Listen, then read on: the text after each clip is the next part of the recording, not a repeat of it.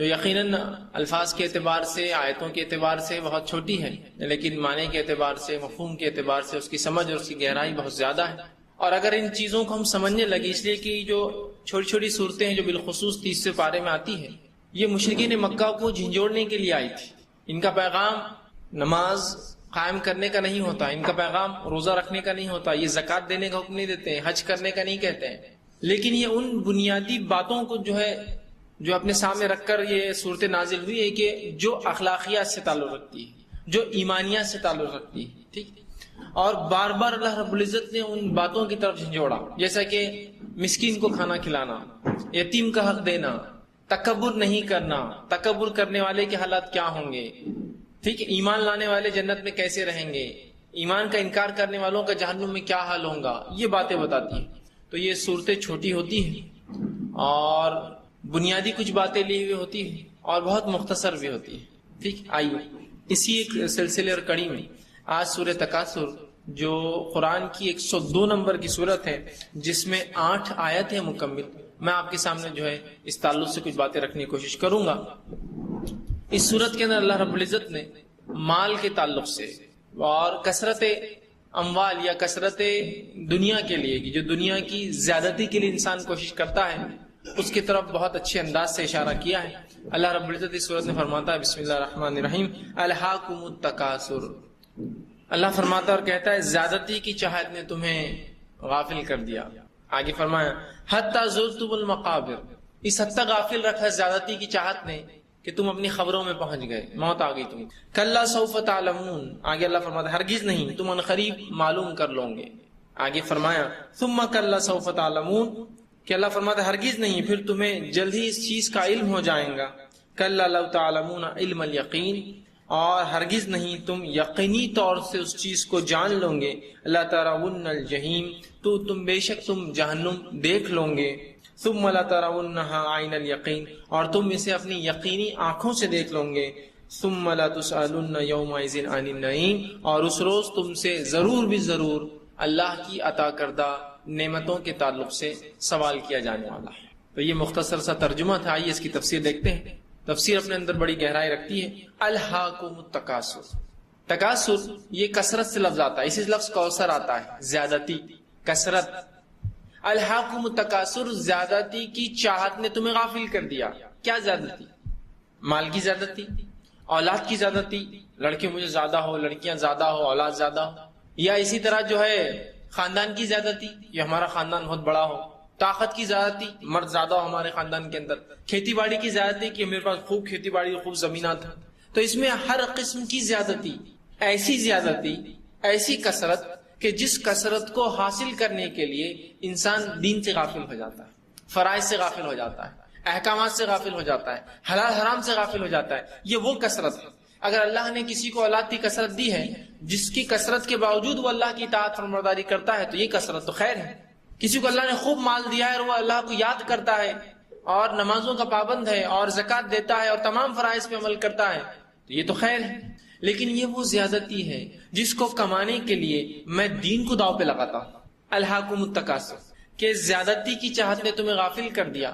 اب یہ ہر قسم کی زیادتیاں آپ یاد رکھ لیجیے، دو بھی ایسی زیادتی جو دنیا کے لیے انسان کرتا ہے، جس کی کثرت کے لیے انسان آخرت کو بھلا بیٹھتا ہے، دین کو بھلا بیٹھتا ہے، فرائض کو بھلا بیٹھتا ہے۔ جس طرح سے ہم لوگ تجارت کرتے ہیں، بزنس کرتے ہیں، اچھی بات ہے، سنت بھی ہے، کرنا بھی چاہیے، بڑے فائدے ایسے۔ لیکن اگر ایسی تجارت کرتے جس میں ہم نمازیں نہیں پڑھتے، یا ٹائم کہاں ملتا ہے، اتنی بزنس ہے، اتنا کسٹمر ہے، اتنے لوگ آ رہے، کیسے نماز پڑھوں گا؟ تو یہ ہے وہ کثرت کی چاہت جس نے غافل کیا۔ کھیتی باڑی اللہ نے دے رکھی ہے، اس میں اتنے مشغول ہو گیا انسان، اتنا مشغول ہو گیا کہ کوئی نماز نہیں، کوئی روزہ نہیں، کچھ نہیں، بس وہ کرنا ہے اس لیے کہ مال اچھا آئے گا تو خوب کماؤں گا۔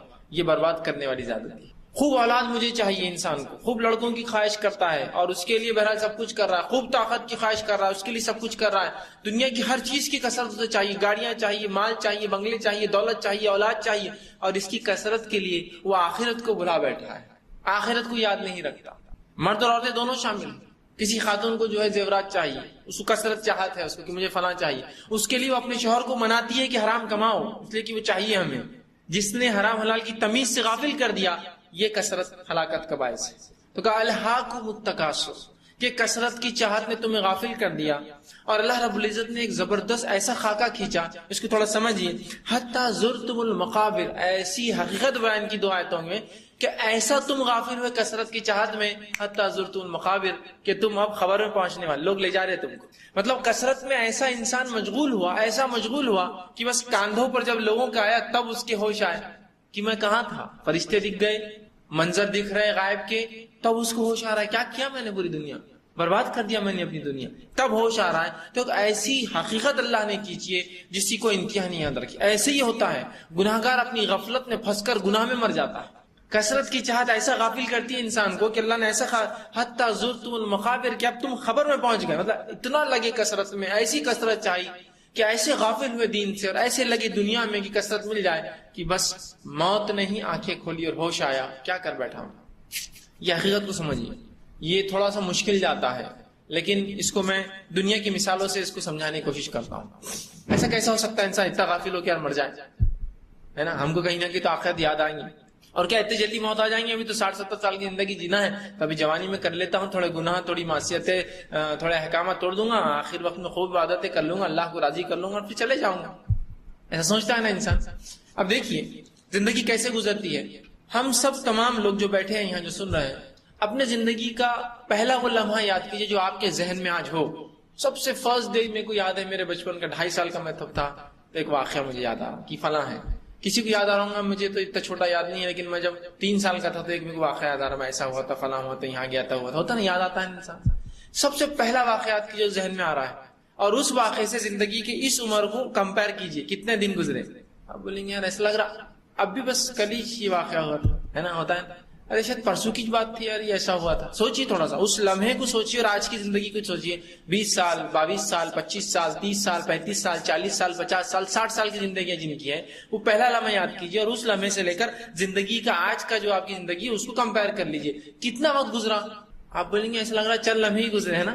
بالکل بالکل آپ اس کو سوچ سکتے ہیں. کسی نے ایڈمیشن لیا کہ میں 3 سال کا گریجویشن کرتا ہوں، وہ سوچتا 3 سال کا گریجویشن. وہ 3 سال کو ایک طرف رکھیے اور جب پاس آؤٹ ہوتے آپ اس کو یاد کیجیے، آپ کو لگتا ہے 3 پنے سے ایسے اوراق پلٹے، 1 2 ختم ہو گیا زندگی، ٹائم ختم ہو گیا. ارے ہو گیا 4 سال کا انجینئرنگ کر رہا ہوں، ارے اتنا لمبا، ارے ختم ہو گیا. 5.5 سال کا MBBS کر رہا ہوں، ارے ختم ہو گیا، ہے نا؟ کچھ لوگ پوسٹ گریجویٹ کرتے ہیں، جو پوسٹ گریجویشن جنرلی 1 سال یا 2 سال کے ہوتے ہیں، کچھ لیکن پوسٹ گریجویشن 3 سال کے. آدمی 3 سال کون کھپا رہا؟ وہ 3 سال کا پہلا دن یاد کیجیے اور تیسرے سال کا رزلٹ یاد کیجیے. آپ بولے اتنا ہی لمحہ بس ایسا یوں ہوا یوں ختم. تو زندگی کا پہلا لمحہ یاد کیجیے اور آج کی عمر آپ کی یاد کیجیے اور سوچیے آپ کو کیا لگ رہا کتنی آپ نے زندگی جی. آپ کو لگے گا بس ایسی ہوا. اور اس لمحے کو یاد رکھیے جب آپ یہ سن رہے ہیں، اور موت کے وقت کبھی یہ لمحہ یاد آئے تب یاد کرنا. آپ بولیں گے ارے پھر اتنا ہی وقت بس ایسے ہی لگا کہ کچھ دن گزرے اور بس میں ایسا تھا، بچہ تھا، جوان ہوا، اسکول میں تھا، کالج گیا، کمایا، شادی ہوئی اور بس بچے بڑے ہو گئے اور میں مر رہا ہوں. اس کو کچھ بھی اس کے علاوہ یاد نہیں آنے والا. وہ 60 سال 70 سال سب ایسی ہوا میں اڑ جانے والے. تو یہ حقیقت ہے زندگی. یہ گزرتے گزرتے گزرتی اس کا ایک دم جو ہے اس کی دور کٹ جاتی ہے، اس کا طاقت ٹوٹ جاتا ہے اچانک چلتے چلتے. اور انسان جب ٹوٹتا، جب ہوش آتا کیا ہوا، ورنہ جب تک ہاتھ میں انسان کو بڑا ہوتا ہے. کچھ لوگ ہوتے ہیں جو مختلف کام کرتے ہیں. مثال ایک چھوٹی سی مثال ڈور پکڑنے کی. آپ پتنگ کبھی اڑائے ہوں گے. پتنگ جب اڑاتے ہو بڑی بھاری ہوتی ہو، جب ہوا چلتی ہے بہت بھاری دکھتی ہے، آپ کو لگتا ہے ڈور کبھی ٹوٹنے والی نہیں، لیکن ایک چھوٹے سے جھٹکے سے ٹوٹ کر جاتی ہو کہ ایک دم آدمی کا دل کیسا بڑھ جاتا ہے اچانک، جو ٹوٹ کے کٹ کے چلے گئی یا ٹوٹ کے نکل گئی. بس ویسی ہی زندگی ایسی ہی چلتے رہیں گے اور اچانک جھٹکا دیں گی اور ختم معاملہ. پچھتانے والا پچھتاتے رہیں گا، ادھر لے لینا تھا، ادھر کرنا تھا، چھپا لینا تھا، اس کو آنے دینا تھا، یہ کرنا تھا. سب خیالات ایسے ہی رہ جائیں گے، وہ چیز ہاتھ سے نکل کر چلے جائیں گے. بس یہ ہونے والا. اتنا ہی آسان ہے زندگی کا ختم ہونا. تو الہاکم التکاثر، کثرت کی چاہت نے تمہیں غافل کر دیا. حتی زرتم المقابر، اس حد تک غافل کیا کہ تم اپنے مقبرے کو پہنچ گئے، خبر میں پہنچ گئے، لوگ اٹھا کے لے جا رہے تھے. مطلب جب انسان شریعت اور دین کو بالائے طاق رکھ دیتا ہے، ایزی لو کیا کرنا ہے، ہوا تو ٹھیک، نہیں ہوا تو چلتا ہے، دیکھیں گے آخری عمر میں عمل کریں گے، بہت زندگی باقی ہے. ہوتا ہے نا، خواتین بھی اس چیز کو بڑا بڑھ چڑھ کر بولتی ہے، بہت زیادہ بولتی ہے، بلکہ مردوں سے زیادہ ہی الفاظ استعمال کرتا. ایک نوجوان ہے گھر کا، اس نے داڑھی رکھ لیا. ارے ابھی تو جوان ہے تم، ابھی شادی وادی ہونے کی بات رکھنا. ارے ابھی تو نوکری بھی نہیں لگی تم کو، ابھی فلاں کی بات کرنا. کوئی دوسری خاتون آ گئی جس کی آستینیں بڑی لمبی ہے، اسکارف بڑی بھی ہے، اس کا جسم کچھ دکھتا نہیں ہے، صرف ہتھیلیاں. یہ کیا بڈھے چالے لگا کے رکھے، جوان ہے ابھی تو تم. ہوتا ہے نا سب. تو اصل حقیقت کو نہیں سمجھ رہے ہو. کیا جوانی میں موت نہیں آتی؟ بڑھاپے میں موت آتی؟ کیا اللہ رب العزت نے ایکسکیوز دی جوانی کے اندر؟ میں بول سکتا ہوں اللہ نہیں ہو سکا جوانی دادا ٹھیک ہے جوانی تو میں نے معاف کی تھی تم لوگ چل جاؤ جلدی. بلکہ حدیث میں تو یہ بات ہے کہ اللہ رب العزت 5 سوالات ایسے ہیں جس کا جواب جب تک انسان نہیں دے گا اللہ کے سامنے سے اس کے قدم نہیں ہٹیں گے بلکہ جم جائیں گے، پتھر کی طرح وہ ہو جائیں گے نیچے فرش سے اپنے. اس میں سے 2 سوال بڑے عجیب ہیں. ایک بڑا عجیب ہے، 2 نہیں. ایک ہے عمر کہاں لگائی. یہ بات تو سمجھ میں آ رہی عمر کہاں لگائی، لیکن ایک سوال بڑا عجیب ہے جوانی کہاں لگائی. حالانکہ عمر میں جوانی شامل ہے. میری جوانی میری عمر کا حصہ ہے، الگ تھوڑی ہوتا جوانی جی یا پھر بڑھاپا جینا، نہیں ایک ہی ہے. لیکن جوانی کی اہمیت اتنی زیادہ ہے کہ اسپیشل کوشچن پوچھا جا رہا ہے اس کے لیے، جوانی کہاں لگائی. تو شریعت کو مطلوب تو جوانی ہے، بڑھاپا نہیں ہے. لیکن یقیناً میں یہ نہیں کہنا چاہ رہا ہوں کہ بوڑھوں کی کوئی ویلیو نہیں اسلام میں. میں یہ کہنا چاہ رہا ہوں کہ جو پرائم ہے، جو اصل شریعت جو چاہتی ہے وہ جوانی ہے. اور نبی اکرم صلی اللہ علیہ وسلم فرماتے ہیں اگر کوئی شخص 60 سال جی لے تو اللہ پر اب کوئی حجت نہیں ہے، اس شخص کی کوئی حجت نہیں، کچھ نہیں بول سکتا، اس لیے کہ اللہ نے اس کو پوری زندگی دے دی. اللہ کے رسول کیا فرما رہے ہیں کہ کوئی شخص اگر 60 سال جی لے تو اللہ کی حجت نہیں ہے اس پر. اب وہ کچھ اللہ کو بول نہیں سکتا اللہ ایسا نہیں ہوا ویسا نہیں ہوا، ختم، دے دیا اس کو سب کچھ اللہ نے. تو شریعت چاہتی ہے جوانی، ینگ ایج چاہتی ہے. یہی جوانی کے تعلق سے ہم لوگ بولتے ہیں ابھی کیا ہے، ابھی تو بعد میں کرنا. شریعت تو چاہتی تو یہی ہے، وہ کہاں چاہتی ہے شریعت. یقیناً بوڑھوں کے اپنا مقام ہے، اپنی عزت ہے، اپنا مرتبہ ہے. اللہ رب العزت کو شرم آتی ہے کہ کوئی بوڑھا انسان اس سے دعا کرے اور اس کو رد کرے، اس کا اپنا مقام ہے. لیکن مطلوب کیا ہے؟ جوانی. اور ظاہر سے جو جوانی میں جو عبادت گزار رہا تھا، بڑھاپا تو عبادت میں ہوں گا ہی اس کا. لیکن اگر جوانی گنوا دی اور بڑھاپے میں بڑے دیندار بن گئے تو وہ مطلوب نہیں ہے. یہ بات یاد رکھیے، اصل جو چیز تھی وہ جوانی تھی. جو ہم سب کا ایک ذہن بنا ہوا ہے اس دنیا میں رہ کر، جوانی تو کمانے کے لیے، جوانی تو عیش کے لیے، جوانی تو کھیل کود کے لیے، جوانی تو فلاں کے لیے، جوانی تو موج مستی کے لیے ہے نا. تو ایک بات یاد رکھیے، اگر واقع میں عیش کرنا ہے، عیش عربی لفظ، اس کا معنی ہوتا ہے جو دل چاہے، جو دل چاہے. جیسے اللہ نے قرآن میں کہا عیشۃ الراضیہ، جو دل چاہیں گا وہ دیا جائے گا جنت میں. عیش تو اگر عیش واقع میں عیش کی زندگی گزارنا چاہتے ہیں تو عیش دنیا میں نہیں ہوتا، یاد رکھیے. عیش صرف اور صرف جو ہے آخرت میں ہوتا ہے، یاد رکھیے. یہ صرف آخرت میں ہو سکتا ہے عیش، یاد رکھیے. دنیا میں نہیں انسان عیش حاصل کر سکتا ہے. اگر واقع میں عیش کرنا ہے، موج مستی کرنا ہے، زندگی واقع میں جینا ہے اور اپنی جوانی پہ دوسروں کو رشک والا بنانا ہے تو وہ جنت میں ہونے والا ہے. وہاں جوان بھی رہیں گے، سب رشک بھی کریں گے ہماری جوانی پر. واقع میں جو جنت میں جائیں گے سب لوگ رشک کریں گے اس پر کہ واقع میں جنت پالی اس نے. تو عیش وہاں ہو سکتی ہے، دنیا میں یاد رکھیے عیش نہیں ہو سکتی. دنیا جگہ ہی نہیں ہے عیش کی، ہے نا. کیا واقع میں دنیا آپ کو لگتا جگہ ہے عیش کی؟ نہیں ہے. اس لیے کہ اگر میں چاہ رہا ہوں کہ مجھے عیش کرنا ہے، دنیا جینا ہے، چلو کیا عیش کرتے بولو، کہاں جانا ہے تم کو، میں بھیجتا ہوں. آپ بولیں مجھے جو ہے آپ پورا امریکہ گھما دیجئے، گلف گھما دیجئے، بروج العرب میں بکنگ کر دیجئے، امریکہ میں جو فلاں ہوٹل میں کر دیجئے. ٹھیک، کتنے دن رہوں گے بولو؟ اورنگاباد آنا ہی ہے واپس. حقیقت پہ تو آنا ہی نہیں. 10 دن کیا، 20 دن کیا، 30 دن کیا، 40 دن کیا، خوب عیش کیا، پھر کیا آ گئے اورنگاباد آ گئے. تو جب رب کے پاس واپس جانا ہی ہے تو اس کو خوش کر کے جاؤ نا. تھوڑے دن ناراض کر کے کیا لگتا ہے اس کو راضی کر سکوں گی بعد میں، یا راضی ہوں گا ہم سے. تو اصل عیش تو جنت میں ہے جہاں میں صرف سوچ رہا ہوں اور چیز حاضر ہو جا رہی. اس حد تک کہ جنت کے اندر میوے جو ہوں گے، نعمتیں جو ہوں گی پھلوں کی شکل میں جھاڑوں پر، انسان صرف سوچیں گا تو اس کی ٹہنی نیچے آ جائیں گے. جتنا کھانا ہے کھا لے، چھوڑ دے، پھر جا کے لگ جائیں گے واپس. جو ریئل سینس میں حقیقت میں عیش صرف جنت میں ہو سکتی ہے، دنیا میں نہیں ہوتی. دنیا کی چیز بھی اتنے لائق نہیں ہوتی کہ اس سے عیش کیا جائے. عیش آپ سمجھ رہے پھل خریدا خوب کھاؤں گا، عیش ہے نعمتیں 3-4 دن نہیں کھائے تو سڑ جاتی ہے. کیا کہ عیش تو وہ ہوں گی کہ نعمتیں ایسی ہو جس کو زوالی نہ آئے، کبھی خرابی نہ ہو. تو اصل عیش وہاں ہے. تو جوانی اصل ہے، یاد رکھیں جوانی مطلوب ہے.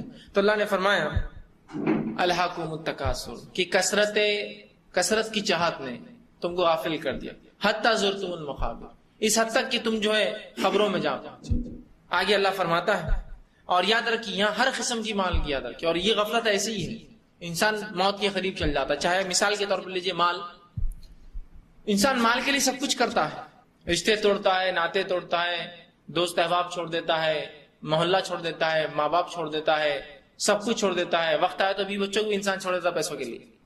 اصل مال ہے اس کی چاہت، اس کی کثرت، یہ بڑھتا جائے بڑھتا جائے بڑھتا جائے بڑھتا جائے. اور اسی چاہت میں رہتا ہے کہ یہ 1000 کے 2000 ہو جائے، 2000 کے 3000 ہو جائے، 3000 کے 4 ہو جائے، لاکھ کے 2 لاکھ ہو جائے، کروڑ کے 2 کروڑ ہو جائے، 10 کروڑ کے 20 کروڑ ہو جائے. اور اسی زندگی میں وہ رہتا ہے، اپنے رب کو بھلا دیتا ہے. اس میں غافل ہو جاتا ہے، حرام حلال کی تمیز بھلا دیتا ہے، اور اچانک پھر اس کو موت آ جاتی ہے، اور لوگ اس کو جب قبرستان لے جاتے ہوتے تب اس کو ہوش آتا ہے کہاں تھا میں، کیا کر رہا تھا۔ ایسا ہوتا ہے نا، لوگ جوان ہوتے ہیں، جوانی میں انسان کو موت کم یاد آتی ہے، لیکن جوان لوگ بھی مر جاتے ہیں اچانک، جوانی میں بھی انسان کو موت آ جاتی ہے، فوراً انسان جو مر جاتا ہے۔ تو یاد رکھیے، اس چیز کو سمجھیے کہ کثرت کمانا، زیادتی ہونا چیزوں میں خراب نہیں ہے، شریعت اس کو برا نہیں سمجھتی ہے، لیکن وہ کثرت چاہت جو انسان کو غفلت میں ڈال دیتے، جو انسان کو غافل کر دیتے دین اور شریعت سے اور فرائض سے، احکامات سے، واجبات سے، تو بہرحال یہ جو غفلت، یہ زیادتی غلط ہے۔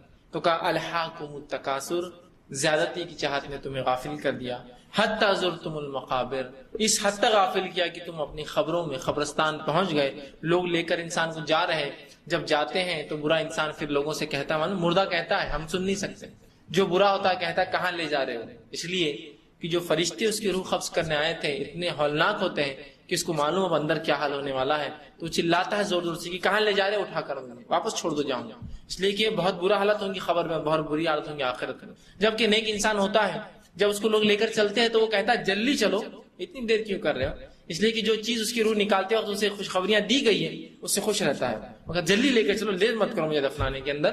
اور برا انسان چلاتا ہے کہ کہاں لے جا رہے، اٹھا کر مجھے چھوڑ دو، یہیں مجھے مت دفناؤ۔ تو بس اللہ نے وہی کہا کہ کثرت مال، اولاد، دنیا کی کثرت نے ایسا غافل کیا کہ بس اب تم خبر پہنچ رہے ہو، لوگ کندھے پہ اٹھا کر لے جا رہے ہیں، کلا سوف تعلمون۔ اب آئیے اس حقیقت کی طرف جس کو ہم بھلا بیٹھے تھے، جس کے بارے میں کبھی کبھار تو ہم کو یقین بھی نہیں تھا ایسا ہوگا کیا واقعی میں جنت میں جائیں گے نیک لوگ؟ پتا نہیں یار، اب ہے تو بس ٹھیک ہے مان لو۔ کیا واقعی میں جہنم ہے کوئی چیز؟ نہیں، تو ڈرانے کے لیے کچھ تو بھی ہے، سب بچوں کو ڈراتے یہ مت کرو نہیں تو بڈھا آئیں گا، فلاں مت کرو تو لکڑی سے ماریں گے، ڈراتے ہیں کہ حقیقت نہیں ہے۔ اللہ رحمان اور رحیم ہے، یہ کوئی مسئلہ نہیں، آرام سے ہم رہیں گے۔ جہنم پہ پیش کیے سوائے کوئی چارہ نہیں ہے ہمارا، یاد رکھیے، یہ بات کو یاد رکھ لیجیے، یہ سورت اسی کی طرف متوجہ کر رہی ہے۔ اللہ کلا سوف، ہرگز نہیں، تم انقریب معلوم کر لو گے۔ انکار کر رہے تھے تم آخرت کا، انکار کر رہے تھے تم جہنم کا، انکار کر رہے تھے تم جنت کا۔ اب آپ کہیں گے میں نے کبھی، مسلمان کبھی انکار کرتا ہے کہ جنت جہنم کا؟ نہیں، انکار ہر بار یہ نہیں ہوتا کہ میں کہوں میں نہیں ایمان لاتا ہوں جنت پہ اور جہنم پہ، نہیں، یہ تو کفر ہے۔ انکار تو یہ بھی ہے، کئی قسمیں ہوتی ہے، ایک تو یہ کہ آپ نے مجھے 1000 روپیہ دیا اور آپ کو میں نے کہا 1 مہینے بعد لے لیجیے، آپ آئے، میں نے کہا نہیں دینا، کیا کرتے کر لو جاؤ، انکار ہے۔ دوسرا انکار کیسا ہوتا مانو، آپ میرے پاس ہے فیصل میرے 1000 روپے، بھاگ کر کہاں جا رہا ہوں، دے دوں گا نا، لے لینا، کل آ جاؤ، پھر آپ کل آ رہے فیصل بہت لیٹ ہو رہا، کل دے دیجیے، کہاں مر کے جا رہے ہیں یار، یہیں رہنے والا گھر یہیں پرماننٹ، اپنا ریسیڈنٹ جا کے 30 سال سے دادا باپ دادا یہیں رہ رہے، کہاں جائیں گے یار، دینا تو ہے، لے جانا کل آ کر۔ پھر آپ کا لائف ہے وہ میرے 1000 روپے، کیا تم تو یار پیچھے ہی پڑ گئے، ارے دوں گا نا، کہاں بھاگ کے جا رہا ہوں، جاؤ بعد میں، ایک ہفتے بعد، پھر آپ ہفتے بھر بعد آئے فیصل 1000، کیا یار تم پیچھے ہی پڑ جاتے، بس یہ 1000 کیا دے دی تم نے، احسان کر دیا، اس کے لاکھ روپے ادھارے انہیں آج تک نہیں آیا، تم کو شرم نہیں آتی 1000 کے لیے بار بار آ رہے، جاؤ بعد میں پہنچا دوں گا۔ پھر آپ آئے 1 مہینہ 1000 روپے، ارے یار دے دیں گے نا، کہاں جا رہے یار، میں نہیں دیا تو گاڑی لے چل جانا بعد میں، جاؤ۔ اس کے تھوڑے دن بعد آپ بولتے جان دو فیصلے سے نہیں لیں گے پیسے، چھوڑ دو، صدقہ کیا سمجھ لو، چھوڑو، کرتے نا ایسا، یہ بھی انکار ہے، یہ بھی انکار ہے۔ تو سرے سے یہ نہیں بول رہا ہے مجھے کہ میں ایمان نہیں لاتا ہوں جہنم اور جنت پر، یا مجھے یقین نہیں، انکار یہ بھی ہے کہ میں کبھی ان اعمال کی طرف لپکتا نہیں ہوں جو جنت میں لے جاتے ہیں، انکار یہ بھی ہے کہ میں کبھی ان اعمال کو کرنے سے ڈرتا نہیں ہوں جو جہنم میں لے جاتے ہیں، یہ بھی انکار ہے۔ اڑ کر میں تکبر کر رہا ہوں، ارے تکبر جہنم میں جاتا ہے، کیا ہوتا دیکھا جائے گا، یہ بھی انکار ہے۔ میں منہ سے نہیں بول رہا ہوں میں انکار کرتا ہوں جہنم کا، لیکن میرا اعمال چھلکتا ہے، میں انکار کرتا ہوں آخرت کا، لوگوں کو دھوکہ دے رہا ہوں کھل کر، ارے بھائی دھوکہ دے رہے ہو، شرم کرو، دیکھا جائے گا یار، چلیں گے، یہ بھی انکار ہے کہ تم ان اعمال سے نہیں ڈرتے ہو جن کے کرنے سے جہنم جاتے ہو، ان اعمال کے کرنے کی طرف رغبت نہیں پاتے ہو جو اعمال جنت کی خوشخبریاں سناتے ہیں، یہ بھی انکار ہے آخرت کا۔ تو کہا ہرگز نہیں، تم کیا سمجھ رہے ہو، اس آخرت کو انکار کر کے بچ جاؤ گے؟ یقیناً تمہیں ضرور معلوم ہو جائے گا، تمہیں معلوم ہونے والے وہ چیزیں جن کو تم بآسانی انکار کر رہے تھے، دیکھا جائے گا، چلیں گا، ہوں گا، سمجھیں گے، کریں گا، چلتا ہے۔ جن چیزوں کو بہت معمولی ہم سمجھ رہے تھے اس دنیا میں کرنا، جن گناہوں کو اور جن نیکیوں کو چھوڑنا معمولی سمجھ رہے تھے، وہ دونوں چیزیں اب کوفت دیں گی، اس لیے کہ فرشتے آتے ہی پورے معاملات کھل جائیں گے۔ اس لیے کہ جب ایک انسان نیک ہوتا ہے، اس کی موت کا وقت قریب ہوتا ہے، تو اسے خوشنما چہرے والے فرشتے آتے ہیں، خوبصورت، جن کو دیکھ کر اس کو فرحت ملتی ہے، راحت ملتی ہے، وہ انجوائے کرتا ہے، خوش ہوتا ہے، اور آ کر سب سے پہلے اس کو بشارت دیتے ہیں، ڈرنا نہیں، خوف نہیں، تمہارے لیے جنت کا مقام، بس وہ مقام دیکھ کے بولتا اب نکال لو میری روح کو باہر، اب ضرورت نہیں اندر رہنے کی جسم۔ جیسا کہ انسان آپریشن کے لیے کبھی جو لوگ گئے ہوں گے یا جو آپریشن تھیٹر میں کبھی کسی پیشنٹ کے ساتھ رہے ہوں گے تو ڈاکٹر جب آپریٹ کرتا ہے تو اس سے پہلے پیشنٹ کو سمجھاتا ہے کچھ نہیں ہوتا, یہ چھری تیز رہتی ہے لیکن کچھ نہیں ہوتا, انجیکشن دیں گے صرف اتنا حصہ سنوں گا, ایکسپلینیشن دیتا ہے. وہ سن کر انسان خوش ہو جاتا ہے. ورنہ کیا ہوتا ہے آپریشن کے دوران اعضاء نکل رہے وہ دیکھ کر پورا مر جائیں گا, اس لیے کہ پورا بھی ہوش نہیں کرتے آج کل, ایک پارٹ صرف سن کرتے, نیچے کا آپریشن خالی نیچے کرتے, آدمی ہوش میں دیکھتے رہتا کیا چل رہا پورا ہوتا ہے نا. لیکن تسلی ضروری ہے, ورنہ وہ تو ہارٹ اٹیک سے مر جائیں گے, کیا ہو رہا میرے ساتھ. تسلی دی جائے ایسا کچھ بھی نہیں, آرام سے لیٹیے, کچھ نہیں ہوتا, اتنی تکلیف ہوں گی, فلاں ہوں گی, انجیکشن ایسا دیں گے, 10 منٹ ایسا رہیں گا, 5 منٹ میں یہ کروں گا, ایسا آپریٹ کروں گا, یہ طریقہ ہے یاد رکھیں. اسی طرح جب روح نکالنے والے فرشتے آتے ہیں تو نیکوکار کو خوشخبریاں سنانا شروع کر دیتے ہیں, بہت اچھا ہونے والا تمہارے ساتھ, تمہارے لیے تو وہ مقام تیار ہے, نکل جاؤ جلدی جسم سے, تو روح خوش ہو کے نکلتی ہے. لیکن جیسے انسان بدکار ہوتا ہے, دنیا میں پھنسا ہوا تھا, شکنجوں میں جکڑا ہوا تھا, گناہ اور معصیت میں تھا, شریعت کو ترک کیا, فرائض چھوڑتا تھا, حرام حلال کی کوئی تمیز نہیں تھی, اس کو آتے ہی وہی شروع کر دیتے رہا ٹھکانا جہنم کی وہ آگ ہے, تو فلاں جائے گا, تو یہ گھبراتا ہے اور اس کی روح اندر کی طرف بھاگتی ہے, نکلنا نہیں چاہتی ہے.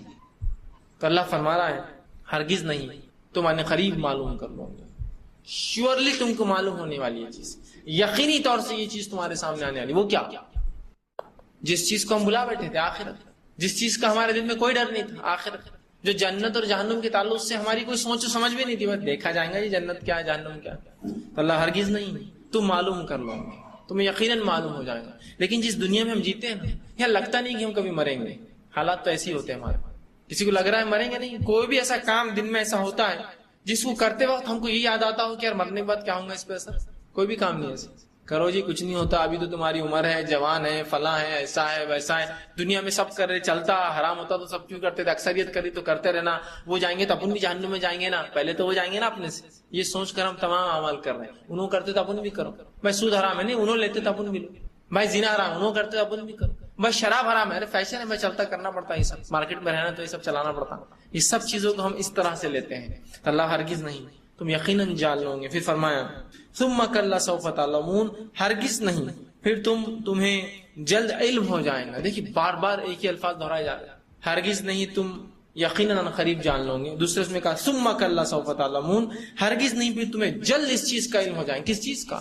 وہی آخرت کا, اس کا انکار کر رہے تھے, بہت جلدی آنے والی ہے, بہت جلدی.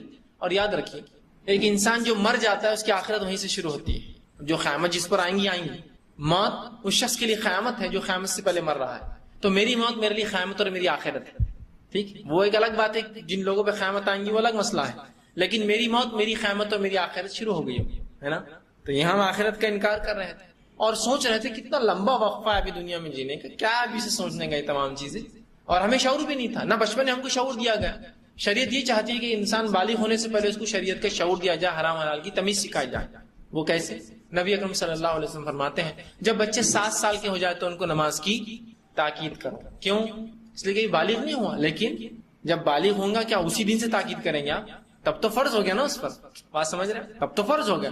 اور 10 سال کے ہو جائے تو بالغ ہو جاتا آدمی, تو اگر نماز نہ پڑھے تو ضرب لگاؤ, مارو ان کو. شریعت جو بہت رحم دل, ایک دم انسانوں کے لیے شفقت والی شریعت ہے. یہ ربی جو ہے محبت کرتا ہے, اس کی ایک صفت ہی ودود ہے نا, یہ محبت کرتا ہے اپنی مخلوق سے جس اس نے پیدا کی, لیکن اس کے اپنے اصول بھی ہے, اس کا اپنا طریقہ ہے, وہ اصول سے ہٹ کر وہ کام بھی نہیں کرتا. ٹھیک, تو اگر اس شریعت میں یہ کہا جائے ضرب لگاؤ, مطلب بہت اہم چیز ہے, پری پلان کرو. بچوں پر روزے کب فرض ہوتے ہیں؟ جب نماز فرض ہوتی ہے. تو روزوں کی تیاری کب کرائیں گے؟ 10 سال جب بالغ ہو اس دن نہیں, ان کی بالغ ہونے سے پہلے ان کو روزے رکھوائیں گے تاکہ وہ 5, 10, 15, 20 روزے رکھتے رہے, اور جب بالغ ہو جائے پورے روزے رکھیں گے. ایسا کیسے ہوگا کہ بچہ 10 سال تک آپ روزے نہ رکھا اور ایک دن 10واں سال آ جائے اور آپ کہیں پورے روزے رکھنا ہو, بولیں گے تو مر جاؤں گا, میرے کو عادت ہی نہیں ہے. سمجھے آپ؟ تیاری کیجیے, پری پلاننگ, 3 سال پہلے سے نماز کی تاکید کیجیے. 7 سال میں 10 سال میں فرض ہوگی تو مارو, سمجھ رہے آپ؟ تو شریعت یہ چاہتی ہے پہلے سے پلاننگ ہو, ہر چیز کی پہلے سے تیاری ہو. اور آخرت کی تیاری کے لیے دنیا میں ہم آئے, یہ دنیا آخرت کی کھیتی ہے, یہاں جو لگائیں گے اس کا بدلہ آخرت میں ملے گا. آخرت کی ایک اچھی مثال دیتا ہوں. ایک جزیرہ ہوتا ہے, جزیرہ, اس جزیرے کا اصول یہ ہوتا ہے کہ اس جزیرے پہ ایک بادشاہ چنا جاتا ہے جو نوجوان ہوتا ہے, ینگ, اور اس کو 1 سال کے لیے بادشاہ بنایا جاتا ہے, اور جو وہ کہتا ہے اس کی اطاعت کی جاتی ہے, جو کھائے, جو پیے, جو چاہے کرے. 1 سال کے بعد وہ بادشاہ اپنی صدارت سے معزول ہو جاتا ہے, اپنی بادشاہت ختم کر دی جاتی ہے, اور اس کو ایک دوسرے جزیرے بھیج دیا جاتا ہے. ٹھیک ہے. اب وہ کیا حال ہوگا؟ وہ جزیرے پہ کوئی بغیر آباد جزیرہ ہے جس پہ جانور چھوڑ دیا جاتا ہے، وہ اس کا حال. پھر ایک نیا بادشاہ چن لیا تھا سال بھر کے لیے، وہ اس جو ہے علاقے کا رواج تھا. کئی نوجوان آئے، بادشاہ بنے، خوشی سے آتے سب کہ ہم بنیں گے ہم بنیں گے. بادشاہ بنائے جاتے، جزیرے پہ ڈال دیے جاتے. ایک بڑا ہوشیار اور ذہین نوجوان تھا. ایک بار اس سے کہا گیا کہ آپ بادشاہ بن جاؤ. اس نے کہا ٹھیک ہے مجھے بادشاہ بنا دو. جب وہ بادشاہ بن گیا، بادشاہ بنتے ہی اس نے پہلا کام کیا معلوم؟ کہا کہ مجھے اس جزیرے پہ لے کے چلو جس جزیرے کے اوپر تم سب کو چھوڑتے لے آ کے 1 سال بعد، کیونکہ وہ میرا انجام ہے. لوگوں نے کہا ٹھیک. یہ ویسا بادشاہ نہیں تھا جو عیش عشرت میں لگ گیا، حکم سنانا شروع کر دیا، سونے چاندی میں مست ہو گیا. نہیں، ہوشیار تھا. کہا اس جب وہ جزیرے پہ لے گئے تو دیکھا کہ وہ جزیرہ غیر آباد ہے، جنگل ہے، اور اس میں جو جانور ہے اور تمام کے تمام اس سے پہلے کے لوگ مرے پڑے ہیں، سب کی کھوپڑیاں ہڈیاں مطلب سب مر چکے ہیں، کوئی زندہ نہیں تھا. اس نے کہا ٹھیک ہے واپس لے چلو میرے جزیرے پہ. اب چونکہ یہ بادشاہ تھا، کہا اس جزیرے کی پوری صفائی کٹائی کر دی جائے، پورا صاف کرو. پورا جزیرہ صاف کر دیا گیا. اس میں گارڈن بنایا جائے. اچھا اس میں گارڈن بنانا شروع ہو گیا. اس میں محلات تعمیر کرو، محلات تعمیر کیے گئے، سب ہو گیا. 1 سال میں اس نے یہاں رہتے ادھر کا پوری پلاننگ کر لیا. جب 1 سال ہوا اور کہا کہ اب تم یہاں سے جانا ہے تو کہا ٹھیک ہے چھوڑ دو لے آ. جب اسے لے جایا گیا وہاں تو وہاں آرام سے محل بنا ہوا تھا، اس کا ایک اچھی زندگی جیا اس نے، اور پھر مر گیا. جبکہ پچھلے بیوقوف کیا کر رہے تھے لوگ؟ جوانی کے جوش میں بادشاہ تو بن جا رہے، سال بھر جا کے برے حالات ہو رہے. تو ویسے ہی ہمارا معاملہ ہونا چاہیے کہ یہاں رہتے ہوئے اس دنیا میں وہاں کا محل تیار شروع ہو جانا چاہیے. یہ دنیا میں رہتے ادھر کی پلاننگ. ابھی ہم کیا کر، یہ دنیا میں رہتے ہو یہاں کی عیش کر لے رہے سال بھر کی، جو کرنا ہے کر لو.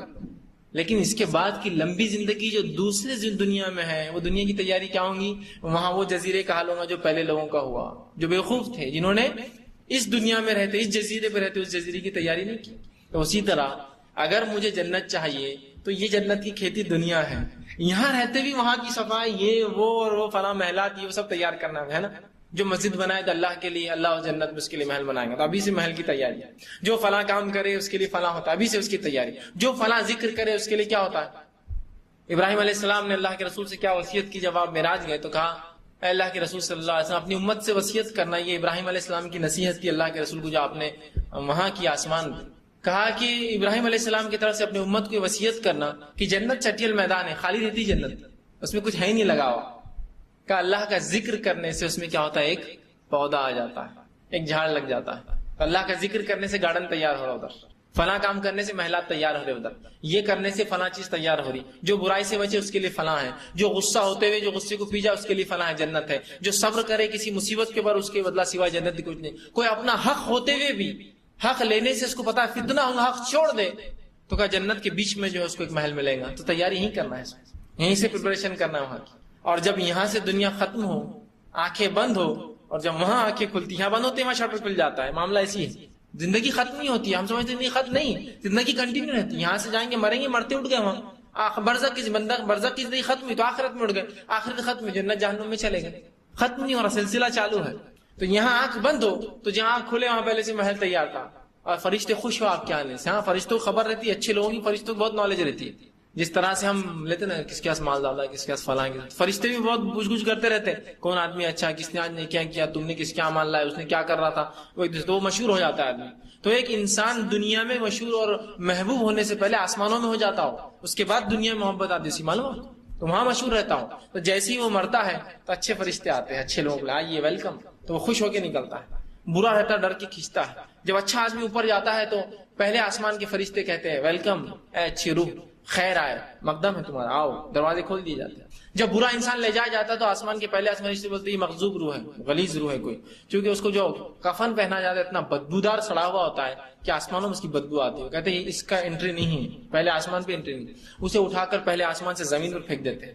فرشتے کہتے ہیں پھینک دو اس کو، نہیں چاہیے یہ ہمیں، اوپر پھینک دیا جاتا ہے. تو پتا چل گیا اللہ فرما رہا ہے ثم کلا سوف تعلمون، ہرگز نہیں پھر تمہیں جلد علم ہو جائے گا. تو یہ وقت بہت کم ہے موت کا اور زندگی کا، ایسا بالکل جھٹکے سے اتنا ہوگا کہ سمجھ میں نہیں آئے کوئی انسان کب مر گیا. ہوتا ہے نا خبر آ گئی فلاں آدمی مر گیا، اور کہیں بھی مر جاتا آدمی، ایکسیڈنٹ میں مر گیا. جوان بوڑھے کی کوئی شرط ہے کیا؟ نہیں. کبھی انسان گھر کے اندر جو ہے بوڑھے سے بوڑھے لوگ زندہ ہوتے ہیں اور جوان تقریباً مر جاتے ہیں. ایسے واقعات ہوتے ہیں، ایکسیڈنٹ سے مر گئے، کچھ بھی حالات ہو گئے، زلزلے آ گئے، اموات، بہرحال عام بات. دادا زندہ اور پوتوں کے انتقال ہو جاتے ہیں، بچوں کے انتقال ہو جاتے باپ کے سامنے، ہوتا ہے ایسے. تو ہم نہیں جانتے، تو کہا تم یقیناً معلوم کر لو گے، تمہیں جلد علم ہو جائے گا. آئیے آگے فرما کلا لو تعلمون علم الیقین. آپ دیکھیے کیا فرمایا، ہرگز نہیں اگر تم یقینی طور پر جان لو گے. 3 بار ایک ہی الفاظ کو دہرایا جا رہا ہے. صرف اس لیے کہ اہمیت جتا دے تمہیں کیا ہے. بہت زیادہ سنگین چیز ہے، اس لیے 3 بار تاکید آ رہی ہے. عربی زبان میں اور عربوں کا طریقہ تھا، جب کسی چیز کی اہمیت کو ہیمر کرنا ہوتا تھا، بالکل اس کے ذہن میں ڈالنا ہے، تو اس کو 3 بار دہراتے تھے. جیسے کہ اللہ کے سامنے وہ مومن نہیں، وہ مومن نہیں، وہ مومن نہیں، بہت اہم ہے. اللہ کے رسول کون؟ بتائیے جلدی سے. کہ 3 بار بولنا مطلب ختم. عربی زبان کے اعتبار سے، عربوں کے اعتبار سے بہت اشد امپورٹنٹ چیز بتائی جا رہی ہے. 3 بار بولا جا رہا ہے وہ مومن نہیں، وہ مومن نہیں، وہ مومن نہیں. کون؟ اب بتائیے کون مومن نہیں؟ جس کا پڑوسی بھوکا اور وہ سو جائے، جس کا فلاں ایسا اور وہ فلاں. تو وہ بتا دیا گیا، ایمفسائز، اہمیت. یہاں بھی اللہ رب 3 بار بتا رہا ہے یقیناً تم جان لو گے، یقیناً تمہیں اس چیز کا علم ہو جائے گا. اور تیسرا فرمایا ہرگز نہیں اگر تم یقینی طور پر جان لو. ہرگز نہیں اگر تم یقینی طور پر جان لو، مطلب جان لو اس چیز کو، یقینی طور پر جان لو، ورنہ نہیں جانو گے تو یہ چیز یقینی طور پر آنے والی ہے. ان قریب مطلب بہت نزدیک ہے. ہم کو لگ رہا موت بہت دور ہے، زندگی وہ ہے، قیامت بہت دور ہے، آخرت بہت دور. نہیں، ان قریب بہت نزدیک آتی ہے. یہ آدمی کی آنکھ بند ہوئی اور قیامت شروع ہو گئی. اس کی قیامت تو تبھی ہے نا، اس کی آخرت شروع ہو گئی. ہرگز نہیں. اس انتظار میں مت بیٹھو کہ اگلا جمعہ، اگلا رمضان، اگلے سال سے، اگلی تنخواہ سے، اگلے بار سے. نہیں، پتا نہیں ان قریب تم مر جاؤ. یہ سوچنے سے پہلے کہ کچھ کروں ختم ہو جاؤ. تو توبہ کا طریقہ یہ ہے کہ پہلے دل میں نادم ہو کر عمل کرے. خالی دل میں نادم ہونے سے کام نہیں ہوتا. یار بہت صحیح بات ہے، تم غلط بول رہے، شراب کی کمپنی میں کام نہیں کرنا، وہیں پڑا ہوا ہے وہ دن رات. نہیں تم صحیح بول رہے، آپ غلط. آپ کہاں کام کرتے؟ میں فلاں کمپنی. ارے وہ مجھے معلوم ہے حرام ہے، نہیں کرنا چاہیے، بہت غلط ہے یہ، لیکن پھر وہیں اڑا ہوا ہے. تو تائب توبہ ہونے کے لیے پہلے دل میں نادم ہو کے عمل شروع کر دیجئے، فوراً اس کے خلاف کام، مطلب وہ کام چھوڑنے کی کوشش کیجیے. تو کہا تم یقیناً جان لو گے. آگے اللہ رب العزت نے فرمایا اور کہا لا ترون الجحیم، تو بے شک تم جہنم کو دیکھ لو گے. یہ تھی وہ حقیقت جس کے بارے میں اتنا بیان کیا جا رہا. جہنم ایک ایسی زبردست حقیقت ہے کہ قرآن پاک کے اندر، قرآن مجید کے اندر جنت سے زیادہ تذکرہ جہنم کا آیا ہے، صرف اس کی اہمیت بتانے کے لیے. اور یہ اتنی بڑی حقیقت ہے، اتنی بڑی حقیقت ہے، اتنی بڑی حقیقت ہے، نہ صرف اس کے حق ہونے میں لفظی اعتبار سے، بلکہ یہ فزیکل سینس میں بھی اتنی بڑی حقیقت ہے کہ نبی اکرم صلی اللہ علیہ وسلم فرماتے ہیں مقام محشر میں جہنم لائی جائیں گی. مقام محشر میں جہنم لائی جائیں گی بتانے کے لیے جس کے 70,000 شعبے ہیں. 70,000 گناہ لوگ کریں گے، جو گناہوں کے اعتبار سے ان کے ڈپارٹمنٹس الگ الگ ہوں گے، ہر گنہگار کی سزا الگ. 70,000 شعبے ہوں گے اور ہر شعبہ اتنا بڑا ہے، اتنا بڑا ہے کہ 70,000 فرشتے ایک شعبے کھینچ کے لائیں. 70,000 کو 70,000 ضرب دیجئے، یہ ہوتا ہے 4,90,00,000 فرشتے صرف جنت جہنم کو کھینچ کر لائیں گے. ایک فرشتے کی طاقت یہ ہے کہ اگر ایک پر ہلا دے تو پوری کائنات کو سمیٹ لیتا ہے ایک جھٹکے میں. ایک فرشتے کی طاقت یہ، اندازہ لگائیں کیا طاقت ہے اس کی. ایک پر مار دے. جبرائیل علیہ السلام کو 600 پر ہے یا اس سے زائد پر ہے، پر ہوتے ہیں ان کو فرشتوں کو. تو ایک پر مار دے جبرائیل، رسول اللہ فرماتے پوری کائنات لپیٹ لیں گے اندر. تو اس کائنات کو ایک پر اس کا کھینچ سکتا ہے فرشتے، کافی ہے اس کے لیے، اتنا بڑا ہوتا ہے. تو اندازہ لگائیے 70,000 ایک ایک شعبے کو کھینچ رہے ہیں. اس کی حقیقت دیکھیے. جنت کے بارے میں نہیں آیا کتنے لوگ لائیں گے، کیسے لائیں گے، صرف اتنا تک سجا رہے، فرشتے بنا رہے ہیں، جنت سج رہی ہے، فنا ہو رہی ہے. لیکن جہنم میں اس کی حقیقت ہے جس کی پوری تفصیلات دی گئی کہ 70,000 شعبے، 70,000 ہر شعبے کو 70,000 فرشتے کھینچ رہے ہیں، مطلب 4,90,00,000 فرشتے جن کی ایک ایک کی طاقت ایسی ہے کہ کائنات کو سمیٹ سکتے ہیں. تو یہ جہنم کتنی بڑی حقیقت. اور ہر شخص جہنم پہ سے گزرنے والا معلومات. اسی لیے انبیاء علیہ السلام بھی روز قیامت ڈر رہے ہوں گے، کانپ رہے ہوں گے، گھبرا رہے ہوں گے، خوف کھا رہے ہوں گے، اور ایسی چیزوں پر بھی ڈر رہے ہوں گے جو واقعتاً میں جھوٹ اور غلطی نہیں کہلاتی، لیکن ڈر رہے ہوں گے کہیں اس کی وجہ سے پکڑنا ہو، کہیں اس کی وجہ سے پکڑنا، کہیں اس کے لیے آج میرا رب مجھے پکڑنا لے. تو بس ہر چیز کے لیے ڈر رہے ہوں گے. کوئی آدمی سوچتا ہے اتنا انبیاء علیہ السلام کیسے ڈرے گا؟ تو میں آپ سے سوال کرتا ہوں، پڑھنے والا بچہ رزلٹ سے زیادہ ڈرتا ہے، جو نہیں پڑھتا ہے وہ زیادہ ڈرتا ہے؟ ہر پڑھنے والا بچہ رزلٹ ڈرتا ہے. کیا ہوتا ہے کہ مارکس کہاں کم ہو جاتے ہیں، کہ کہاں ایک نمبر کٹتا ہے، کہاں ہے نا. جو فیل ہونے والا بولتا ہے جو ہوگا دیکھا جائے گا، اللہ مالی کے چلتے رہو، ہے نا، ہوتا ہے نا. اندازہ لگا اس. انبیاء علیہ السلام نے ہر ممکن کام کیے نیکی کے، اب وہ ڈر رہے کہ اللہ ایک چیز سے ناراض ہو کے ختم نہ کر دے اس کو. اسی لیے ان کا خوف عام لوگوں سے زیادہ ہے. اس لیے نہیں کہ ان کے اعمال کم ہیں، اس لیے کہ وہ بہت ہائی رینکرز ہیں. وہ نہیں چاہ رہے کہ ذرہ برابر کمی ہمارے پرسنٹیج اور رینک میں. ہم سب خوف کھا رہے ہیں، ڈر رہے ہیں کہ یہ نہ ہو، وہ نہ ہو، اس پہ پکڑنا ہو جائے، اس پہ نہ ہو جائے. نوح علیہ السلام ڈر رہے کہ میں نے بدوا دی اپنی قوم کو، اللہ پکڑنا لے. کیوں دی بدوا؟ حالانکہ اللہ نے قبول کی نا، قبول کی مطلب وہ جائز تھی. حرام چیز کی دعا تو اللہ قبول ہی نہیں کرتا. پھر بھی ڈر رہے کہیں یہ پکڑ کی وجہ نہ بن جائے میری کی کیا ہوا. ابراہیم علیہ السلام نے توریہ کیا، 3 بار باتوں کو ایسا پیش کیا کہ لگنے میں جھوٹ لگی لوگوں کو. جھوٹ نہیں تھا لیکن توریا بولتے ہیں اس کو عربی زبان میں، مطلب ایسے بات کرنا گھما کر کہ سامنے والا کچھ الگ معنی سمجھے، آپ کا معنی کچھ الگ. جیسا کہ بتوں کو توڑ دیا اور بڑے بت کے گلے میں لٹکا دیا ہتھیار، اور جب پوچھا گیا کس نے توڑا تو کہا بڑے سے پوچھ لو، ہو سکتا غصہ اس کو چاہا ہو، کیا میرے کو کیا پتا. گھما دیا باتوں، ایسا پیش کیا کہ سامنے والے کو سمجھ میں تو آ رہا ہے اس نے لیکن بول نہیں رہا لفظ، ڈر رہے کہ یہ اللہ یہ توریا نہ پکڑ لے میرا. حالانکہ وہ حکمتن تھا، جائز تھا، رب نے وہ حکمت دی تھی. آپ ڈر رہے کہ اس میں میری پکڑ نہ ہو جائے، خوف کھا رہے ہیں اس چیز سے. سمجھ رہے ہیں بات کو؟ تو یہاں انبیاء علیہ الصلوۃ والسلام بھی ڈر رہے ہیں. تو جہنم اتنی بڑی ہے تو کہا لَتَرَوُنَّ الْجَحِيمَ، تم یقیناً جہنم کو دیکھ لیں، یقیناً دیکھیں گے جہنم. اور ہر شخص اللہ کے رسول کی حدیث کے مطابق جہنم پر پیش کیا جائیں گے. معلوم یہ الگ بات ہے کہ پھر جو جنتی ہوں گے ہٹا لی جائیں گے، جہنم دیکھیں گے تو سب. ایک تو خبر میں بھی دیکھیں گے. نبی اکرم صلی اللہ علیہ وسلم فرماتے خبر میں جب انسان کو لٹا دیا جائے گا، بد انسان کو جہنم کے بستر پہ، نیک انسان کو آرام دہ بستر پر، تو ایک دروازہ کھلیں گا نیک انسان کو اور جہنم بتائے جائیں گے اور کہا جائیں گے یہ وہ ٹھکانہ ہے جس سے تیرے رب نے تجھے بچا لیا. وہ بند کر دی جائیں کھڑکی، دوسری کھولی جائیں گے، فرمایا یہ وہ ٹھکانہ ہے جو تیرے رب نے تیرے لیے رکھا. وہ کہیں گے اللہ آخرت کو جلدی قائم کر تاکہ وہاں پہنچ جاؤں، اور مجھے تھوڑی سی مہلت اور رشتہ داروں کو جا کے بتا دیتا ہوں کیا ملا مجھے. اللہ نہیں، سو جاؤ، فرشتے کہیں سو جاؤ. بد انسان کو جب لٹایا جائے گا جہنم کے بستر پر تو ایک کھڑکی کھولی جائیں گے اور اسے جنت بتایا جائیں گے اور کہا جائے گا یہ تھا جس سے تو محروم کر دیا گیا. اور دوسری کھڑکی کھولی جائے گا یہ ہے تیرا ٹھکانہ. کہیں گے اللہ قیامت تو کبھی قائم مت کر کہ تم وہاں جانے والا ہوں. اس نے دعا کریں گے اللہ سے، اندازہ لگا. تو کہا تم یقیناً جہنم پر پیش، ہر شخص جہنم پر پیش کیا جانے والا ہے. اور نبی اکرم صلی اللہ علیہ وسلم بات کو ایسا سمجھا اور کہا اللہ جب تک رحم اور فضل نہ کرے کوئی جنت میں نہیں جائیں گا. آپ سے پوچھا کہ اللہ کے رسول کیا آپ بھی تو کہاں میں بھی جنت میں جب تک نہیں جاؤں گا جب تک کہ میرا رب مجھ پہ فضل اور رحم نہ کرے. تو پتا چلا کوئی شخص اپنے اعمال کی بنیاد پہ جنت میں نہیں جاتا، لیکن اعمال وجہ بنتے اللہ کی فضل اور رحم کے لیے. یہ بات بھی جان لیجیے، میں کچھ نہیں کروں گا اللہ آخر میں خوش ہو جائیں گا، یہ نہیں ہو سکتا. یہ وجہ بنتے اللہ کی فضل اور رحم. تو کہا تم جہنم کو ضرور دیکھ لو گے. ثم لترونها عین الیقین. اب دیکھیے کیا فرمایا، اور تم اسے یقینی آنکھوں سے دیکھ لو گے. اب یقینی آنکھیں کیا رہتی ہیں؟ میں نے امریکہ کا سفر کیا، میں اورنگ آباد شہر میں آیا آج سے 50 سال پہلے. سمجھ لیجیے آج تو یہ آسان ہے، 50 سال پہلے جب میڈیا نہیں تھا. اور میں آپ کو کہہ رہا ہوں دیکھو امریکہ میں ایسی بڑی بڑی بلڈنگیں رہتی تھی. کتنے مالے کی؟ اب ہمارے شہر میں 2 مالے کی بلڈنگ بہت بڑی ہوتی تھی. اچھا 2 مالے کی نہیں، 100 کی بلڈنگ رہ سکتی. کیا 2 کو بنانے میں اتنی مشکل ہوتی ہے، وہ گر جا رہا اس کا گھر فلاں ہو رہا ہے، اس کو سمجھ میں نہیں آتا اس لیے کہ اسے دیکھا نہیں. اچھا اگر دیکھ بھی لیا تو 100 بلڈنگ، اچھا 100 مالے کیا، تو وہ کیسا تصور کرتا ہے یہ میرا گھر، اب یہ گھر کو 100 بار بڑھا دو، اچھا وہاں تک جائیں گے. لیکن اس کو امریکہ جانا ہوا کسی دن، تب وہ بولتا ہے اب مجھے سمجھ میں آیا 100 مالے کی بلڈنگ کس کو بولتے ہیں. یقینی آنکھیں، مطلب کسی چیز کو سن رہے ہیں، جہنم سن رہے ہیں، جنت سن رہے ہیں، آخرت سن رہے ہیں. اب یقینی طور سے دیکھیں گے اس کو لوگ، فرشتے دیکھیں گے، جنت دیکھی جا رہی ہے، جہنم دیکھی جا رہی ہے. ٹھیک، تو یقینی آنکھوں سے دیکھنے کی مراد یہ ہے فزیکل سینس میں اب تم دیکھو گے جہنم، یقینی طور سے اب دیکھو گے. اب یہ نہیں کہ تم سن رہے تھے اتنے دنوں سے جنت اور جہنم ہے، اب دیکھو اس چیز کو اور دیکھو کس سے محروم کی جاتے اور کس میں داخلہ ملتا ہے، تو دکھایا جا رہا ہے. تو کہا تم یقینی آنکھوں سے اب بالکل شیور دیکھو گے تم کیا ہو رہا ہے تمہارے ساتھ، کیا ہونے والا ہے تمہارا انجام. تو کہا اللہ رب العزت نے ثم لترونها عین الیقین، اپنی یقینی آنکھوں سے آج جہنم کو دیکھیں. تو اللہ رب العزت سے ہمیشہ جہنم سے پناہ مانگنا چاہیے. یاد رکھیے. اور اللہ کے رسول صلی اللہ علیہ وسلم کی دعائیں بھی دیکھیے. آپ پہلے جہنم سے پناہ مانگتے اور بعد میں جنت کا سوال کرتے تھے، یا پہلے جنت کا سوال کرتے تھے آخر میں جہنم سے پناہ. بڑی اہم چیز. اور دونوں ساتھ ساتھ آتا حدیث کے اندر کہ اللہ میں جنت کا سوال کرتا ہوں، جہنم سے آزادی چاہتا ہوں، ہے نا. اللہم اسألک الجنۃ ونعوذ بک من النار.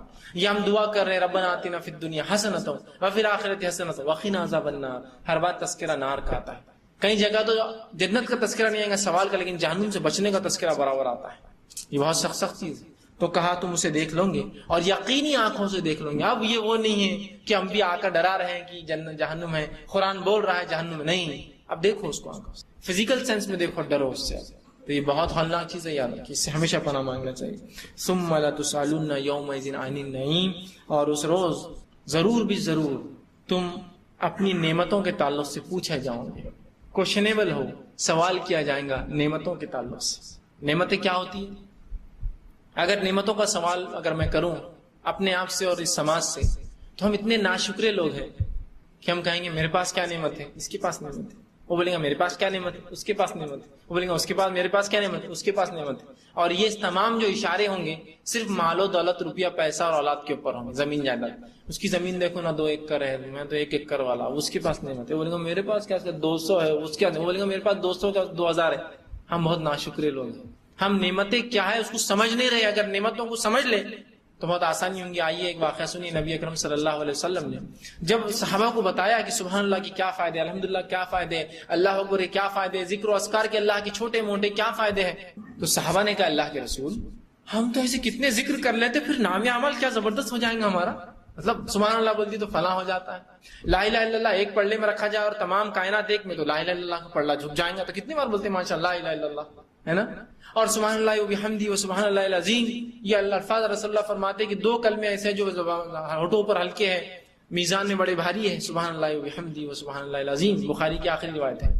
ہم پڑھ رہے ہیں، صحابہ نے کہا کیا ہو جائے؟ اللہ کے رسول فرمایا اگر اللہ نے یہ تمام اذکار کو ایک جگہ رکھ دیا اور ایک نعمت اپنی جو تمہیں دی تھی گنوا دی تو وہ پلڑا ہلکا ہو جائے گا. ایک نعمت جو دی تھی، ایک نعمت معلوم. تو نعمت صرف مال و دولت، روپیہ پیسہ، زمین جائیداد، اولاد نہیں ہوتی ہے. صحت دی اللہ نے، پوچھے جاؤں گے کیا کیا؟ صحت دی تھی، اچھی صحت دی تھی، چلتے پھرتے تھے. دیکھو معذور بھی پیدا کیے تھے میں نے کتنے، تمہارا بھائی معذور تھا، فلاں معذور تھا، یہ معذور تھا، تم صحت مند ہوئے. صحت دی، کیا کیا؟ نعمت. نعمت ہے نا، صحت نعمت نہیں ہے؟ جب چھین جائیں گی تو پتا چلے گا کتنی بڑی نعمت تھی، اگر کسی کا احساس نہیں ہے اس کا. ہر کسی کو تم ضرور بھی ضرور نعمتوں کے تعلق سے پوچھے جاؤں گے.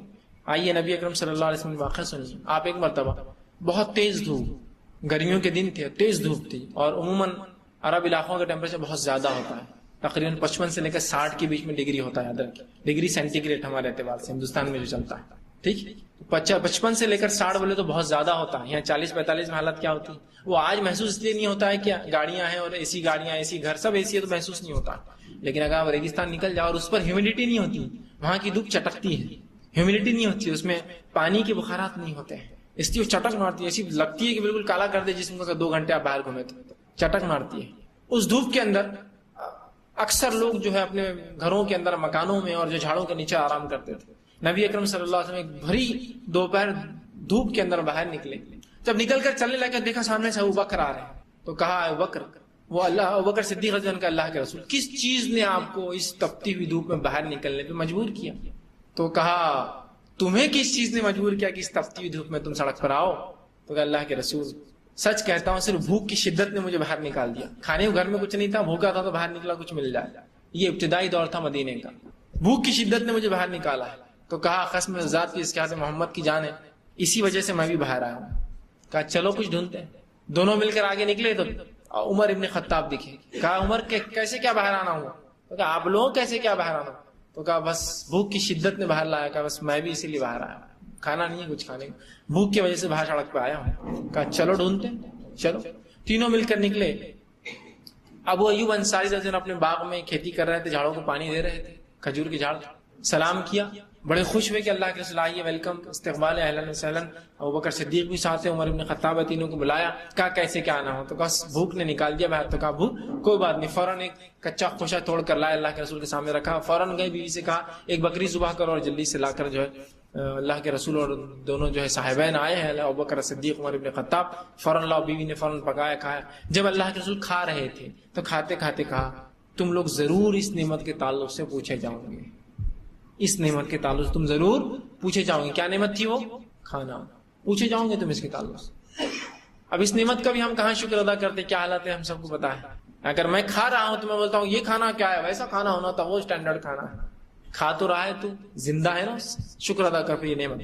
وہاں رسول اللہ بھوکے نکل رہے، ابوبکر بھوکے نکل رہے، عمر بھوکے آئے ہوئے، تینوں کھانا ڈھونڈ رہے ہیں، کچھ مل جائے باہر دھوپ کے اندر تپتی ہوئی. نعمت ہے، شکر ادا کر کے کھانے کو مل رہا ہے.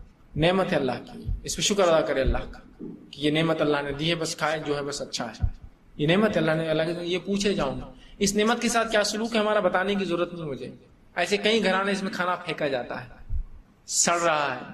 اتنی توفیق نہیں ہوتی اس امت کے مسلمانوں کو کہ کم از کم سڑنے سے پہلے بھوکوں تک پہنچا دو. کھانا بچ جاتا ہوتا ہے، گھر ہے، کسی غریب کو دے دو، بھوکے کو پہنچا دو. سڑنے جیسے کون دے گا، کون نکالے گا، کس کی جھنجھٹ، کس کی جھک، پھینکا جاتا ہے. کئی لوگوں کے تو حالات یہ ہے ناشکری کی کہ جن کھانوں سے وہ کھاتے ہیں، سمجھو بریڈ کھا رہے ہیں، دستر پہ بیٹھے پلیٹ میں کچھ خراب لگا ہوا ہے تو اس بریڈ سے صاف کر کے پھینکتے ہیں. ارے وہ کھانے کی چیز ہے, آپ کپڑے سے پوچھتے, کاغذ سے پوچھتے اس چیز کو. روٹی اور بریڈ صاف کرنے کے لیے نہیں ہوتے پلیٹ. سمجھا؟ اس حد تک ناشکری بڑھ جاتا ہے کہ کھانے کا پھینکنا سمجھ میں نہیں آتا. چائے یا کافی کسی نے لائی, اس سے ملائی جم گئی تو جس ٹوسٹ سے یا جس بسکٹ سے کھا رہے اس بسکٹ سے ملائی نکال کے بسکٹ کے ساتھ پھینکتے ہیں. سبحان اللہ, کیا ناشکری ہے. نبی اکرم صلی اللہ علیہ وسلم فرماتے ہیں اگر کھانے کے دستر پہ کھا رہے ہیں اور کچھ گر جائے, اگر گندگی میں نہ گرا تو اٹھا کے کھا لے. شیطان کے لیے مت چھوڑ اس کو. نوالا گر گیا, کھا لو اٹھا کے صاف کر, یہ توڑ کے پھینک دو اتنا خراب ہے, باقی کھا لو. شیطان کے لیے مت چھوڑو. لیکن آج کی دنیا میں کھانے کو ضائع کرنا یہ فیشن ہے. اور اگر کوئی دستر پہ چن کر کھائے تو لوگ بولتے ہیں غریب دکھ رہا, پہلی بار ہوٹل میں آیا لگتا, اٹھا کے کھا رہا نہیں. اس لیے کہ 2 روٹی چھوڑے بغیر کیسا اپن کھانا کھا کے اٹھیں گے؟ کیا بولیں گا ویٹر کی, کہتا گھٹیا لوگ آئے تو 2 روٹی چھوڑے نہیں, پورا صاف کر کے گئے. سالن آدھا چھوڑنا ضروری ہے, ورنہ اس کے بغیر میرا اسٹیٹس کیسا معلوم ہوگا کہ میں کون ہوں اور کون آیا تھا اس ہوٹل میں کھانے کے لیے. آپ کی عزت آپ کے مال دولت پیسے روپے جسم سے نہیں ہوتی. یہ وہ لوگ کرتے ہیں جو دنیا میں کوئی مقام نہیں رکھتے. مقام رکھنے والے لوگ جانتے ہیں کہ اس کا کیا مرتبہ ہے. آپ جتنے مالداروں سے ملیے, ان کی تاریخ پڑھیے, ان کی زندگیاں پڑھیے, آپ پائیں گے کہ وہ لوگ ویسے نہیں تھے جیسے دوسرے لوگ ہوتے ہیں. ان کی زندگی الگ ہی ہوتی ہے, اس لیے کہ انہوں نے محنت کی تھی, کمایا تھا, تو ہر چیز کی ان کو احساس ہوتا ہے. مالدار لوگوں کو دیکھیے, دنیا میں بڑے مالدار ہوئے, باپ دادا سے جائیداد ملی وہ نہیں, جو خود بنے اپنی زندگی سے پوچھیے, آج بھی ان کی زندگی میں وہ عام زندگی جیتے ہیں. غربت والے ایسا دیکھ کر آپ بولیں گے یہ کون ہے فلاں, اس لیے کہ وہ کہتے بڑے محنت سے میں نے کمایا, چھوٹی سی کمپنی ڈالی, پہلی گاڑی فلاں کی, یہ ہوا, پھر فلاں ہوا, پھر یہ ہوا, پھر وہ ہوا, آج میں دنیا کی سب سے بڑی کار کا مالک ہوں, لیکن میری زندگی بڑی. تو آپ وہ چھوٹے چھوٹے لوگوں کا احساس کرتے آپ اس کو پائیں گے. غریبوں کی مدد کرتے اس کو پائیں, اس کو احساس ہے اپنی زندگی. جن کو مل گیا ان کا معاملہ الگ ہوتا ہے, وہ سٹے جوئے میں لگا رہے, لاکھوں کروڑوں عیش کر رہے. جس نے کمایا وہ جانتا ہے اس کی اہمیت کیا ہے. نعمت ہے تو پوچھوں گی تو میں اتنا ہی منگاؤں گا, بچ جائے تو کیا کروں, پیک کر کے دو مجھے. بھائی ہمارے ہوٹل میں پیک کرنے کا طریقہ نہیں ہے, تو مجھے وعدہ کرو کہ یہ کسی انسان کو کھانے میں جائیں گا, پھینکوں گے نہیں, پھینکوں گے تو میں اٹھا کے لے جاؤں گا. پرومس دیتا ہے تو ٹھیک, نہیں تو اٹھا کے لے جاؤں, اٹھا کر کھائی, کوئی غلط نہیں ہے. غلط ان کے لیے ہو سکتا ہے جنہوں نے ایک اپنا معیار بنا لیا جینے کا, جو معیار شریعت کے اعتبار سے بھی نہیں ہے اور دنیا میں اعتبار سے بھی اس کا کوئی فائدہ نہیں ہے. گھٹیا معیار ہے, سڑا ہوا معیار ہے, دکھاوے کا معیار ہے. ٹھیک ہے, تو نعمت ہے کھانا, رزق, فائدہ اٹھائیے اس کا. جب بھوک لگے کھائیے, اللہ کا شکر ادا کیجیے, ناشکری مت کیجیے, کفر مت کیجیے. نعمت صحت دی اللہ نے, صحت کا صحیح استعمال کیجیے. صحت کا کیا استعمال ہو سکتا ہے؟ صحیح جگہ میرا جسم لگے, میری توانائیاں لگے, میری طاقتیں لگے, میری خوبیاں لگے, میری صلاحیتیں لگے. اللہ نے یار مجھے تو صحیح جسم نہیں دیا, آپ جسم والوں کی بات کر رہے, میرے تو اعضاء کمزور ہے, میرا ہاتھ ایک ٹوٹا ہوا ہے, پیر میں کو نہیں ہے, کوئی بات نہیں. تو اس کو دیکھ جس کے دونوں ہاتھ پیر نہیں, تو ایک ہاتھ اور ایک پیر خراب ہے تیرا سر. نہیں بھائی میرے تو چاروں ہاتھ پیر خراب ہے, میرے لیے کیا مثال ہوگی. تو اس کو دیکھ جس کو ہاتھ پیر بھی نہیں, اس کو عقل بھی نہیں. تو کو عقل تو دیا نا اللہ نے, ہاتھ پیر نہیں تو کیا ہوگا, وہ تو پاگل ہے. ہاتھ پیر بھی ہے لیکن بھاگتے رہتا, سڑکوں پر ننگا رہتا ہے. الحمدللہ میرے کو ہاتھ پیر نہیں لیکن عقل ہے, جس سے میں سوچتا ہوں, سمجھتا ہوں, شرم ہے, حیا ہے, تقویٰ ہے, دینداری سمجھتا ہوں, ذکر و اذکار کر سکتا ہوں. الحمدللہ بہت اچھا, بچ گیا میں, ہے نا. کوئی وہ تو پاگل ہے, اب میرا بچہ تو پاگل ہے, میں خدا میرا کیا مسئلہ ہے, میرے سے کون ہے, میں کس نعمت کا شکر ادا کروں. تو پاگل ہے, اللہ نے تیرے کو ایسے ماں باپ سے پیدا کیا جو دیکھو پال رہے, تھے کو چھوڑے نہیں, یہ نعمت ہے تیرے میں. چھوڑ دے تو لے سڑکوں پر, تو الحمدللہ بہت اچھی بات ہے کہ یہ پاگل کم از کم ایسے ماں باپ کے گھر پیدا ہوا جو اس کو پال رہے, سنبھال رہے. اب میری تو بھائی صحت بہت کمزور ہو گئی, میں تو فلاں ہو گیا. اکثر ہوتا ہے, ذرا سی بیماریوں پہ انسان پریشان ہے, رونا رو رہے ہیں. ایک واقعہ سناتا ہوں. عبد الرحمن العریفی نے اس واقعے کو جو ہے زندگی سے لطف اٹھائی, انجوائے یور لائف, ان کی کتاب اس میں لکھا ہے, بڑی بہترین کتاب ہے, کوشش کریں کہ آپ ضرور پڑھیں. اسلامی اخلاق اور پرسنالٹی ڈیولپمنٹ کے اوپر بڑی بہترین شاہکار کتاب ہے. زندگی سے لطف اٹھائیں, لیٹس انجوائے یور لائف. بہرحال اس میں انہوں نے ایک واقعہ نقل کیا کہ ایک انسان آیا اور ان کے پاس بڑی گزارشات کرنے لگا اور بڑی عجیب مطلب رسوائی, مطلب بالکل زندگی سے اوب گیا, ایسی باتیں کرنے لگا اور کہنے لگا کہ میرا بچہ بیمار ہے شیخ. وہ خطیب بھی ہے, بہرحال بہت سے لوگ جو سعودی عرب میں رہے وہ جانتے ہیں, ان کے خطبے ہوتے ہیں بہت سے مقامات پر. عبد الرحمن العریفی, شیخ میرا بچہ بڑا بیمار ہے, دعا کیجیے. کہا میں دعا کروں گا. کہا بڑا پریشان ہے شیخ. کہا میں دعا کروں گا. پھر کبھی ملا تو وہی رونا. انہوں نے کہا کتنے دن سے رو رہے ہو تم صرف ایک بچے کی بیماری پر, صرف ایک, ٹھیک ہے. کہا کہ اللہ سے دعا کروں گا. نہیں اس کی بیماری بہت زیادہ ہے. تو کہا چلو اگر مر جائے تو اللہ اس کو ذریعہ بنائیں گا تمہارے جنت میں جانے. تو کہا شیخ وہ چھوٹا نہیں ہے, چھوٹے بچے اگر مر جائے بالغ ہونے سے پہلے تو والدین کے لیے وہ وجہ بنتے جنت میں جانے کی, معلوم. تو کہا بچہ چھوٹا نہیں ہے میرا. تو کہا کتنا بڑا. تو کہا 17 سال کا. تو کہا اللہ تم کو صبر دے. پھر اس کی بیماری ایسی تھی کہ اس کا علاج نہیں تھا, وہ مرنے والا. اسی طرح جو ہے سورہ نمبر 3 سورہ آل عمران کی آیت نمبر 173 173 حسبنا اللہ و نعم الوکیل, یہ جملے کے کیا فضائل ہیں.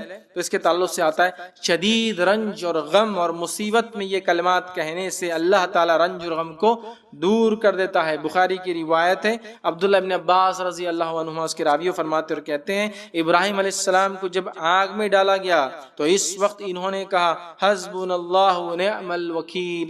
محمد صلی اللہ علیہ وسلم نے بھی اس وقت حسبنا اللہ و نعم الوکیل کہا جب بعض لوگوں نے اہل ایمان سے کہا بے شک لوگوں نے تمہارے خلاف ایک بڑا لشکر جمع کر لیا ہے تو ان سے ڈرو. یہ سن کر ان کا ایمان اور بھی زیادہ ہو گیا اور انہوں نے جواب دیا حسبنا اللہ و نعم الوکیل. ٹھیک ہے کہ اللہ ہمارے لیے کافی ہے اور وہ بہترین کارساز ہے. ٹھیک ہے, اللہ ہمارے لیے کافی ہے اور بہترین کارساز ہے. The best of disposers of affair, جس کو بولتے ہیں وکیل. وکیل وہ ہوتا ہے جس کے حوالے آپ مسئلہ کر دیتے, بھائی تم دیکھ لو میرا مسئلہ یہ.